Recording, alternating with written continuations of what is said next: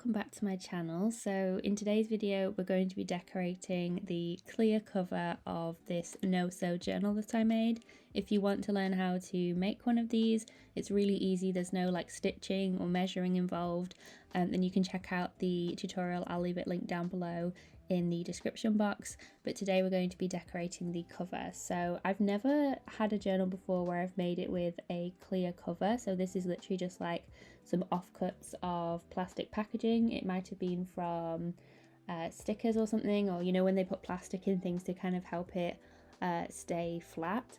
And I always look at these things and I'm like, how can I upcycle that and recycle that for my journal, in my junk journals, because I never like to let anything go to waste. And so I figured it might be fun to use as a cover, and play around with some layering and the different things that you can do with a clear cover. So I decided to pick a first page that had a nice like floral pattern underneath, so that the areas that I didn't cover on the plastic would show through, and kind of add that depth and dimension. And I wanted to first put on something that would give me a bit of a focal point and something to kind of work around. And I thought that these little tags that I got from Flying Tiger were the perfect fit for this. So I glued it on, and I'm just using a Pritt Stick glue here, which I'm finding is holding to the plastic completely fine, but we'll see how it holds up. And I added the tag sort of slightly overhanging on the plastic because the plastic isn't the same size as the entire journal. I've kind of made it where it's sort of a bit like layered and bits sort of peeking out, which I really like. So the tag kind of overhangs, and it's a nice kind of thing to sort of hold as you open the journal. And then what I did with the little paper scraps and things that I had to use on this was to start building up sort of around the edge of the tag. So because this is clear, obviously you'll be able to see the tag through the other side. So I thought that it would be really fun to play with layering in terms of having things underneath the tag and then also having things on top of the tag, and that way then when you open the journal you kind of see a different effect. So you'll see it later on with these stamps, how I've used one on the front, but then also by tucking one underneath the tag you kind of see it like it's almost like it's pressed inside the cover, and you see it inside, and it's a really cool effect. So these stamps I actually got from I ordered recently from my friend Daisy at My Green Cow.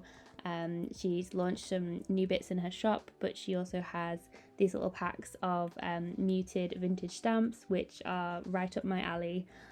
Came with this lovely tag as well, which I thought would work really well for adding just some more layering and depth and dimension to this cover. So I ended up using that within this as well, and kind of doing a bit of a double tag moment, I guess. So I'm just looking through these stamps here to see which kind of color schemes I want to use.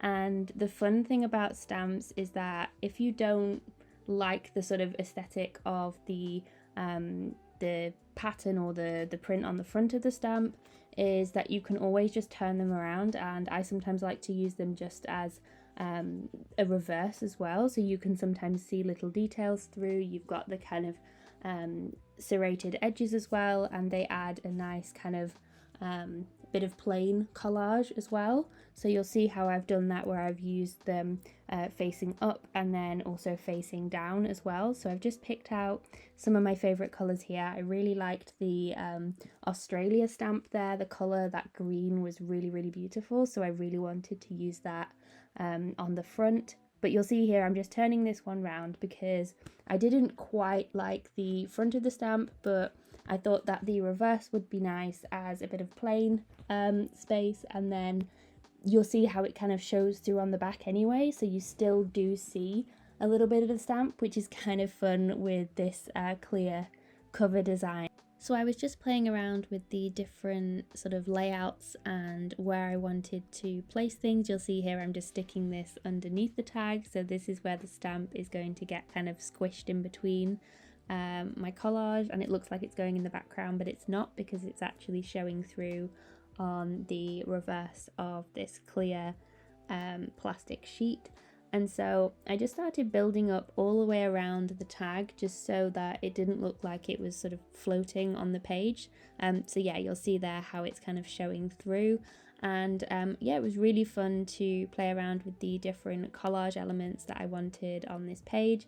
I'm using that stamp, the Australia one, as a little bit of a focal point. I really love that green colour that's on the stamp. So I just thought I would use that as something to kind of draw your eye to.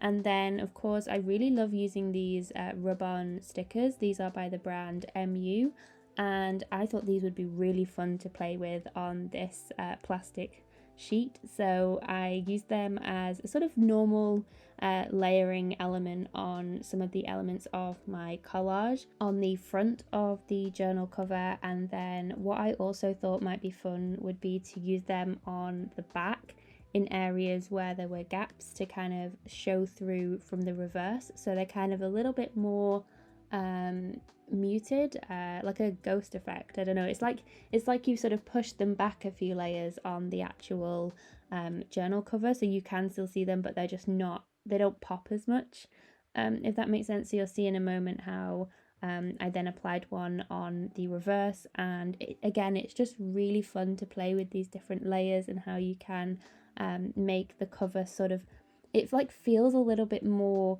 3D and like it's popping off the page, or you can kind of like, I don't know, you know, like how you could reach into the page. There's just so much going on with just one layer of collage. It's really fun to play with these different layers on the cover. And I really love this sort of leaf foliage pattern of these ones. The colour scheme went really well with the colours that I've already got on the page. So there's kind of some like darker, like almost bluey greens, and then also some paler ones. And the outlines are more of a brown, so it doesn't feel as harsh. I've tried to keep this sort of warm, but then also really soft at the same time. So you'll see here I'm just testing out putting the rub-on onto the plastic, and it's actually stuck pretty well. You can kind of see the outline of the rub-on, so it's not as seamless on the back as, you know, when you put it onto, say, a white piece of paper and it kind of melts in. It doesn't necessarily do that from the reverse, but I think once you've layered it up, as you'll see in a second, and you've kind of put the tag behind it or something that is more of a like white or cream, you'll see how it kind of blends in, and it just adds a really nice layering effect to this page. So you can see there how it sort of pops against the tag. So I decided to just affix the tag to my page with some washi tape and have it as a tip in on this page. So this will be the first kind of proper page that I'll do some journaling in. I mean, I might leave some of it blank, maybe the bits that show through on the cover, because obviously I don't want to make it too busy and detract from the layers that we've already got on this cover. But I just want to have this as a nice like page to work on. I think that will be really fun to work on a page that's sort of a different shape and size. And I feel like no journaling session is complete with me lately without adding some neo colour or just some sort of like scribbly marks. So I was just using that sort of black colour there just to add a few like dots and little lines that just, they're not very much, but they add a lot of detail in like certain areas. I really enjoy adding little bits of things everywhere. And this is another PET tape. This one is white, and I wasn't quite sure how I wanted to use this when I first saw it, but in an instance like this I think it really pops, and just adds a nice like subtle detail to this page, which I think works really well with the tones and the way that the plastic kind of works in this situation. I think that the white really adds a nice elegant sort of touch to it all. It's like not too much. And I was thinking about that sort of space in the tag in the middle there and whether I wanted to add any writing. I was debating getting my like brush pen out and adding something, but I really wanted to keep it light and not make it too busy either. So I just decided to kind of avoid that area and then focus all of the little details around the edges. Now I did try to add some white sort of blobs and markings with a paint pen, which promptly just sort of exploded everywhere all over the tag. So I had to kind of clean that up, and then it left a bit of a mark on the tag. So one of these botanical like fake stamps came to the rescue, and I decided to use that on the edge. So I folded it over as well so that it kind of went onto the reverse as well, which I think worked quite nicely for this, so that it wasn't kind of really blocky. It kind of helped to break everything up, and it nicely covered up my little paint accident that happened on the cover. I was so sad after I'd done all that little collaging and it was all looking nice, and then the paint just decided to splat everywhere. But there's nothing a bit of collage can't fix. And finally, I did want to add some text to this cover, so I also had these little words and phrases that I'd ordered from Daisy, and I chose "Let's Make Memories" because I thought that would be really nice, and I think with it being the black and white, it really pops off this cover and just kind of helps to bring everything together. So that's the finished cover for this journal. I hope you enjoyed making it along with me. As always, I hope you have a wonderful rest of your day, and I'll see you in the next one. I'm really looking forward to working more in this journal. Bye guys!